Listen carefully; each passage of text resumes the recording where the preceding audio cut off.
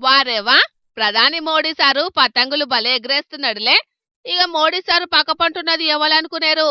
Germany chancellor Friedrich Merz sir. ప్రతి ఏడాది లెక్కనే ఈ ఏడాది కూడా సంక్రాంతి పండుగయాల గుజరాత్ రాష్ట్రం అహ్మదాబాద్లున్న సబర్మతి నదీ తీరంలో అంతర్జాతీయ కైట్ ఫెస్టివల్ చేస్తున్నారు. ఈ కైట్ ఫెస్టివల్ ను ఇవాళ ప్రధాని Modi sir Germany chancellor Friedrich Merz తోటి కలిసి పతంగిని ఎగరేసి చాలు చేసిండు. మోడీ సార్ని చూస్తుంటే చిన్నప్పుడు పతంగులు బాగానే ఎగరేసినట్టు కొడుతున్నది. ఆ అనుభవం తోటి ఇప్పుడు కూడా మంచిగానే ఎగరేస్తున్నాడు సారు. జాతీయ పతాకాలను కూడా ఒకదానెనుకోటి బాలే పంపిస్తున్నాడు కదా గాల్లెకి. ఇక ఈ పతంగులు కూడా చిన్న చిన్న ఏం కాదు, భారీ పతంగులనే గాల్లెకి పంపించిండ్రు.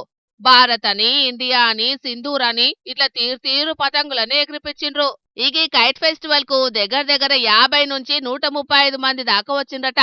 ఇక వాళ్ళతోని కలిసి మన దేశం నుంచి కూడా చాలా మంది పోయి ఈ 3 రోజులు పతంగులు ఎగరేస్తారట. గందుకే అక్కడి సంస్కృతికి తగ్గట్టు ఏర్పాట్లన్నీ బ్రహ్మాండంగా చేసిండ్రట. మొత్తానికైతే మోడీ సారు రాకతోని పతంగుల పండుగకు జోర్దార్ కాలొచ్చింది పోండ్రి.